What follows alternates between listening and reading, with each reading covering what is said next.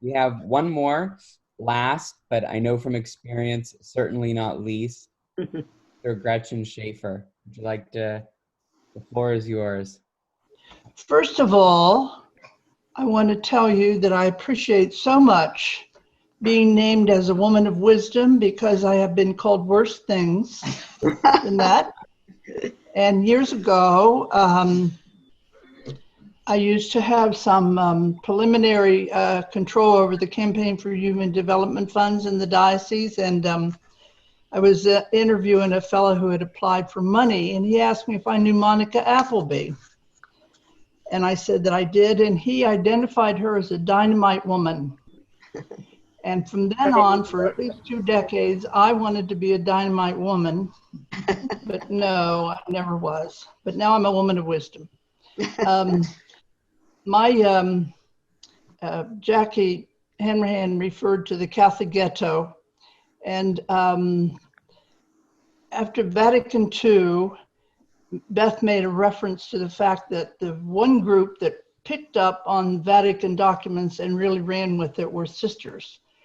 And as a result of our taking the Second Vatican Council documents about women religious seriously, we were like a runaway train. We really scared some of the men and continued to intimidate them. But anyway, I decided in this radical change that women religious were undergoing, taking off habits and doing other works, to leave the Catholic ghetto.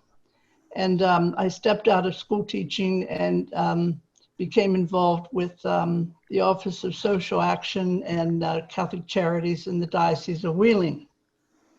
I've always lived in West Virginia. Like Carol, my family goes way back. My father was a coal miner. And as Beth was talking about coal miners not really wanting to mine coal, I think my dad got that job on the tail end of the Great Depression. He subsequently had 5 sons, and he didn't want any of them to go into the mines, and none of them ever did. But at any rate, I came to Wheeling and met John Klug, and he had been reading things coming out of the Center of Concern for some time. John was a man that was very much imbued by social action. Social justice was a very important thing for him. He put out a terrific newsletter. I think Beth has commented on it before. It was most original. It influenced a lot of people. But at any rate, he wanted me to get involved with the CCA.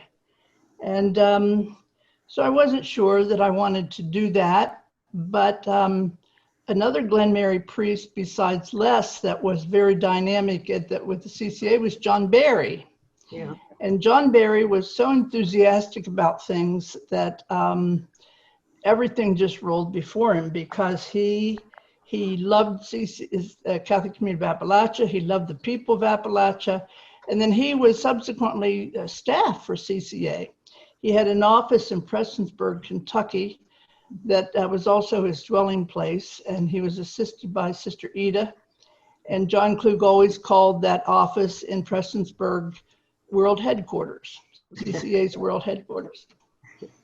So when the pastoral letter then that Joe and Les took us through some of those early stages of it, was finally promulgated, it happened in Wheeling. The lead bishop for the promulgation was not Bishop Hodges from Wheeling, although he was very instrumental in moving the pastoral letter along. So it was ready to be promulgated, and it was delayed. The reason it was delayed was because at the last moment, the bishop held exception to a political cartoon that was in the first issue of the paper. And so people were given markers to obliterate the names in this political cartoon. So when somebody made the reference that a pastoral letter would have been quite different if it didn't have to be written. I think Joe Holland was talking about that. If it didn't have to be written so that the bishops would approve it. There were several. I have a first edition of the pastoral letter, first issue. I have a second one, and it does change. And I'm sure that the pastoral letter would have been much more radical if it didn't have to be approved by the bishops. But at any rate, that was a little interesting sideline that this political cartoon wasn't ready for public consumption. It was a cartoon that was critical of oil companies and multinational corporations, that kind of thing. But at any rate, the pastoral letter was revolutionary in my mind. I thought, oh my gosh, this is just a terrific thing. I grew up, as I say, in West Virginia, and my family had lived here for a long time. Nobody ever told me I was Appalachian. I never heard that before. It kind of grew out of, I think, the Appalachian Regional Commission, which was a tax-funded organization, kind of came on the heels of the Kennedys' interest in Appalachia. And so then all of a sudden, there wasn't much talk about this region, and then we were identified that way. But certainly, I knew about mountain people. Before when I was in Catholic schools, I was stationed in Bristol, Virginia. Monica mentioned that 16 counties in southwestern Virginia were once part of the Wheeling Diocese. And so I was there in this school, and I became acquainted with the Glen Mary Sisters. So they were probably the first people to raise my awareness about the very poor.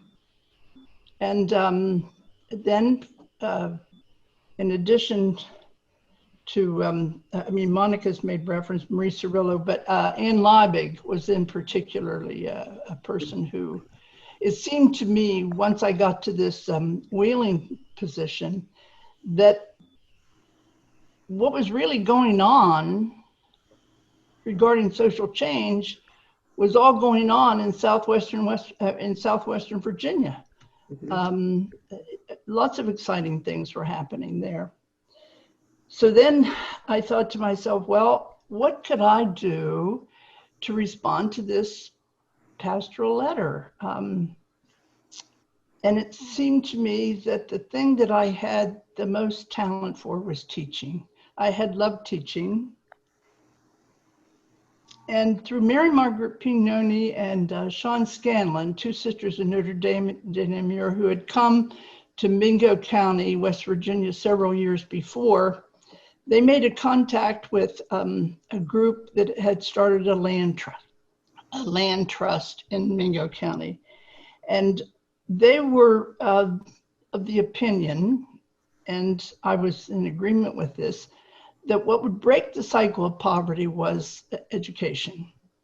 So they wanted to start a school. There had been a lot of consolidation of schools, which closed little community schools in remote areas and a rough and tumble area like Mingo County. Mingo County is, even to this day almost, it's 80% forested. So it's, it's not an easy place to get around. But at any rate, I met the folks that wanted to start the school. I thought that would be an exciting, interesting thing to do, a little project, for a few years, get a little school started. My problem was I had never ever taught children to read. By the time they came to me in the Catholic schools, they all knew how to read, and I didn't know how to teach children how to read. And then by the providence of God, I got a phone call from Kathy O'Hagan, who says, I hear you want to start a school in Mingo County. She says, I want to do that too. So now the rest is history, because we've been here for 44 years. We did start the school, and we have had what amounts to a Center for Popular Culture. We have always been enlivened by the pastoral letter. We are visited by scores of college students and high school students have come here over the years for spring break and fall break, and we always talk to them about this land is home to me, and the principal things in that. There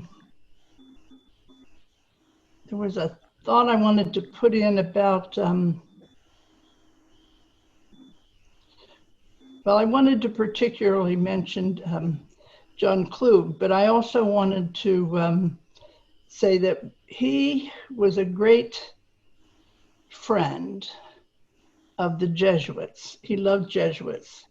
And so he put a challenge out to the Jesuits at Wheeling College that none of them, you know, to live in an ivory tower was not really what West Virginia was about. They needed to get out among the people. And as a consequence of that, Joe Hackala and Joe Peschel and Rob Curry came to Lincoln County, West Virginia in 1976, the same year that Kath and I came to Mingo County. And they did much of the same kind of work that the pastoral letter was calling for. And then ultimately, Joe Hackala was instrumental in getting the Appalachian Institute started, which is headquartered in Wheeling, at Wheeling University now. John Klug was a very, very creative man. He has passed, as have a number of these people. Joe Hackala has died, Joe Peschel has died, some of those folks. But it is a wonderfully encouraging thing to me to see so many people who have had an influence on me and the person that I am today in this CCA meeting. And I only regret that we have to do this long distance, because while it's very nice to be able to communicate this way on Zoom, it's not quite the same as embracing your friends. Thank you.